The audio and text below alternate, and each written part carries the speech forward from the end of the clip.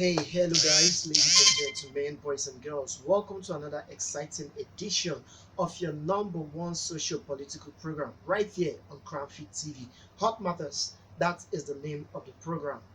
Hot Matters, I want us to talk about one issue that has been causing a lot of, should I say, anger and bringing up a lot of public opinion on the social media in the past 1 week. And that is talking about the son of the president, Sheyi Tinubu. We all know that Sheyi Tinubu recently celebrated his 38th birthday.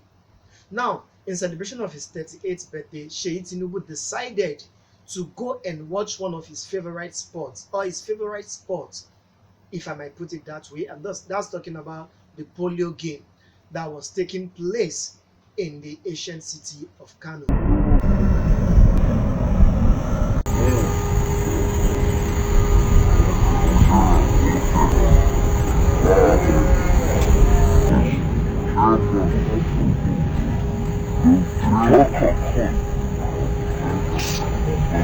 Now, you may be wondering that, okay, what's the big deal in anyone that is celebrating his or her birthday, giving his or herself a treat? Now, really, there's nothing to it except for the fact that you have to do that out of your own private pocket. Whatever expenses you'll be using for that celebration has to come from your private, income. Now, the irony of it all, the major thing that is causing the buzz on the internet is the fact that Sheyi Tinubu took the private jet that was supposed to be meant for official use, that is for his father's use, the President Bola Ahmed Tinubu, and even the president himself legally is not permitted to use the private jet for a non-official movement. Now you have the son of the private president using the private jet to go and watch a polio game in Kano. In this present era, where the federal government is asking the citizens to bear and understand with it because of the high cost of inflation and so many things going on economically in the country that is not favoring the people. And the federal government has come out on quite some occasion to ask the people to adjust in their style of living and in their expenditure and all that. Now, you have the son of the same president embarking on what is a personal journey in celebration of his 38th birthday with a private jet that is owned by the state, funded by the state. The fuel or the diesel, whatever it is that is powering that private jet that was used to go to Kano to watch that polio game, was funded from the federal government's pocket. Now, this has been the issue. This is not the first time that such a thing is happening. You will recall that the former president, after she graduated from the United States, she went to the same Kano for a supposedly photo shoot. The use of a presidential jet by President Muhammadu Buhari's daughter has continued to generate controversy since Thursday. What does the law say about the use of the presidential jet by Buhari's family members? Senior lawyer Femi Falana insists using the aircraft in the presidential fleet by members of the first family is not backed by any extant law or official policy. Even the use of the aircraft in the presidential fleet by the president and the Chief Justice of Nigeria has moved by the Revenue, Mobilization and Fiscal Commission. Another senior advocate of Nigeria, Mike Ozekeme, argued that by the name given to the jet, it is strictly for official duties and not frivolities. It was later on that rumor had it that it wasn't really the photo shoot that she took the private jet for. Rather, she went to Kano to see her boyfriend. We cannot continue to live like this as a society. In a society where the poorest of the poor are already feeling oppressed, tensions are high, people are complaining, and it's almost as if they are at the edge of revolting against the government because of the hardship.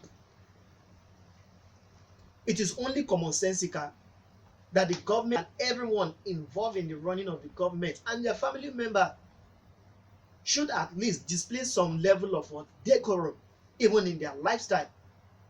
Now, something happened recently in Canada. Recently, in the Canadian Parliament, at one of their sittings, they gave a standing ovation to a former world law. That was during the Second World War, a very close ally of Adolf Hitler, a Nazist, as they are being called back then. Nazis are, one of those elite group back then. that saw to the persecution and the murdering of thousands of Jews back then in Germany. Now, mistakenly, according to the Canadian Parliament, they didn't know the man was one of those warlords. He was a member of the Nazis then during the Second World War. Just because, right now the man is 99 years old. So they felt like such a person is an icon and he deserves a standing ovation, not knowing that he was one of those people that persecuted the Jews and sought to murdering of thousands of Jews. Mistakenly, they gave him that standing ovation. And when that video went viral, there was a lot of uproar, not just in Canada, all around the world,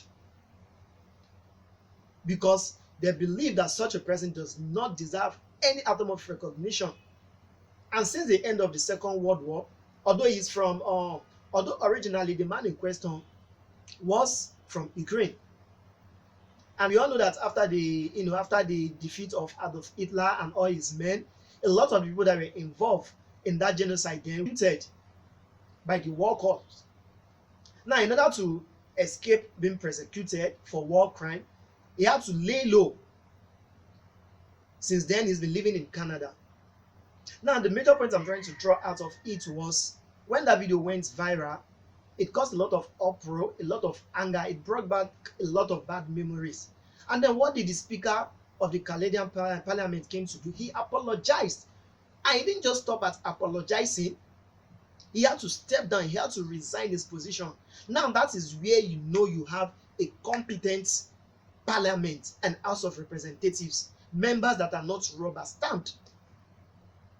Now, with the whole outpour of emotion and anger that the citizens display, if our National Assembly is made up of members that are up and doing, members that know the reason why they are elected to be in the House, this is a clear case of abuse of public office. Our law. One would expect that by now, heads would have been rolling. The president would have been called in to answer questions. Who in the first place gave the son of the president, Tinubu, permission to use that private jet?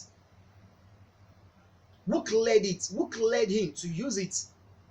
Who gave the authorization? But unfortunately, just like the previous National Assembly, the 8th National Assembly, even this current National Assembly are beginning to show signs of being a rubber-stamped assembly. Because since this issue happened, no one has been called to question it. No one has been called to answer for it. We cannot continue like this as a nation. We cannot continue like this as a nation if we want to compete with other first-class countries in the world. All right, guys, let me bring you a video clip of the son of the president, Tinubu, while he was dancing. Not just him and his friends on their way to Kano to watch the polio match.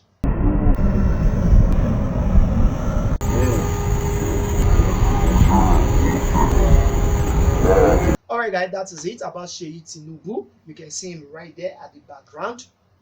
Using our private jet that was supposed to be meant for official use to catch cruise with his fellow children of big men, political elites. Please leave your comments to hear from you on what you think about this issue.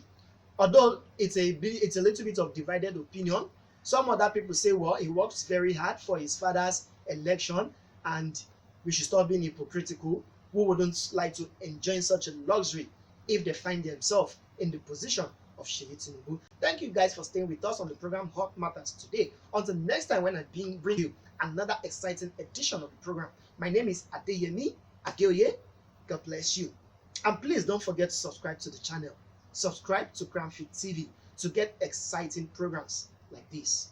Bye.